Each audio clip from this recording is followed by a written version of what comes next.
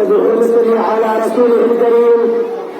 أما بعد وحبان وطن ونصران ملت. آج کی اس متبارک مجلس میں میری تقریر کا عنوان ملک کو آزاد کرنے اور جمہوری ملک بنانے میں آزادی اور کی قربانی ہے. دعا کیجیے کہ اللہ تعالیٰ مجھے سچ بولنے کی توفیق عطا فرمائے. جب ہندوستان کا حکم مکمل تسلط ہوا اپنی حاکمیت کا اعلان 1830 میں کیا تو شاہ عبدالعزیز دہلوی رحمۃ اللہ علیہ نے جہاد کرنے کا فتویٰ صادر کیا. یہ فتویٰ اس وقت جاری ہوا کہ ہندوستان میں آزادی وطن کا کسی کو شعور دیا تھا اور نہ کسی میں آزادی وطن کا نعرہ بلند کرنے کا حوصلہ تھا. شاہ عبدالعزیز دہلوی رحمۃ اللہ علیہ کے اعلان جہاد کے 80 سال بعد 1883 میں ایک سیاسی جماعت کانگریس کی ڈوبی آئی. ابتدا میں اس کے مدعے چھوٹے طاقت نہیں تھی کہ ہندوستان کی مکمل آزادی کا نعرہ بلند کر سکے. اس کا حال یہ تھا کہ نہ جذبوں میں کوئی شدت نظر آئی نہ گرائی، نہ جذبوں میں کوئی شدت نظر آئی نہ گرائی، فقط نسبوں کی بحثیات ہوتی ہے ساری شناسائی. اس کے برعکس حضرت سید احمد شیخ رحمۃ اللہ علیہ بریلی، رحمۃ اللہ شاہ اسلام شیخ رحمۃ اللہ علیہ دہلی نے تحریک آزادی کو لے کر اٹھے. آپ کی محنت میں چوٹی کی اور مار سے آباد مجاہدین تھے. میدان بالا کوٹ کے میدان میں ہزاروں مسلمانوں کے ساتھ سب سے پہلے آزادی کو میں شہید ہوئے. اس کے بعد 1847 میں دوبارہ آزادی کے لیے جہاد شروع ہوا.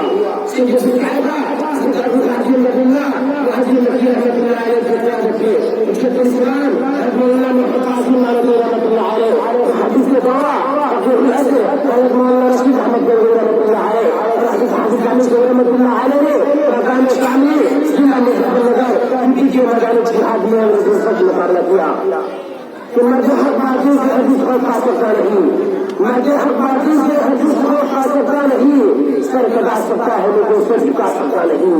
محبان وطن 1847 کے آج کل بعد 1836 میں دارالحکومت کا کام بن گیا. 1819 میں آزادی وطن کی جو چنگاریاں اٹھی تھی دارالحکومت کے قیام کے بعد سولہ چوڑا بن گئی. قومی آزادی وطن کا شور پیدا کیا گیا. تحریک آزادی کو ترقی سے بنانے کے لیے آواز تعلیم دی گئی. دارالحکومت کے شیخ حضرت مولانا محمد رفیع جبندی رحمۃ اللہ علیہ کی تحریک رسول مال اور آپ کی مسعود کر دیا جاتا تلانزہ مولانا عبداللہ سیدی رحمۃ اللہ علیہ، شیخ الاسلام حضرت مولانا سید حسین احمد رحمۃ اللہ علیہ نے جس طرح وطن کی آزادی کے لیے قربانی پیش کی اور دیگر علماء کرام اور مجاہدین نے رد کر کے صحبت چھڑی وہ آزادی ان کے لیے ہمارے کہ اس بس کے چنو کے دیوانے ہوا سے پہنچے اس تک، اس بس کے چنو کے دیوانے ہوا سے پہنچے اس تک شہاد ہماری افسانے دیوار چلے سے زندہ تک.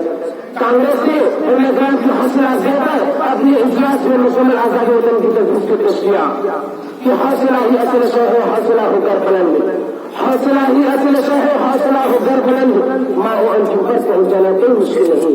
چنانچہ اب تحریک آزادی وطن کا طوفان بڑھنے لگا اور محسوس ہو رہا تھا کہ انگریز برطانوی حکومت مجبور ہو کر اقتدار کو ہندوستان کے حوالے کر دے گی اور اس کی جگہ قومی جمہوری حکومت رہے گی. ایسی صورت میں نہ باز اور سیاسی بحثیت رکھنے والا کام ہو رہی ہے. اس آزادی کے جنگ میں کانگریس کو اشتراک کرنا ضروری سمجھا. مسئلے یہ تھی کہ جب ملک آزاد ہوا اور ہندوستان میں جمہوری حکومت قائم ہوگی تو ہم اس کے نماز میں داخل ہوں گے اور ہماری حیثیت ایک ایسے شریف کی ہوگی جو جنگ اور قربانی میں ہمارا شریف ہے. جب ملک دستور بنانے کو اٹھائے گا تو ہم اس کو کانگریس کو سیکولر جمہور بنانے پر مجبور کیا جا سکے گا اور یہ حکمت عملی بڑی کامیاب ثابت ہوئی. چنانچہ 15 اگست 1947 کو ہندوستان آزاد ہوا اور 28 اگست 1947 کو آئین ہند بنانے کے لیے 7 افراد کی کمیٹی کا وجود عمل میں آیا اور 4 نومبر 1947 کو کمیٹی نے آئین کا مسودہ اسمبلی میں پیش کر دیا. تعلیم بات سے موازنہ اور مشوروں کے بعد 24 جنوری 1985 کو اسمبلی کے نئے آئین ہند کے مسودے پر زبانی ہندی میں دستخط کر دی. اس کے بعد 26 جنوری 1985 کو ہماری ملک جمہوریت بنا.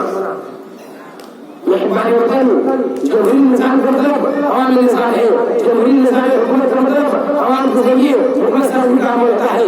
اس میں آدمی کا ووٹ راہی عام ہوتا ہے. دوسرے لفظوں میں جو عوام کی حکومت ہے جو عوام کے ذریعے بنتی ہے عوام کے ذریعے وجود میں آتی ہے. آزاد کا لہجہ پیغام ابدیت، آزاد کا لہجہ پیغام ابدیت. محكوم جهنم مرجع مفاجات وما علينا إلا البلاغ.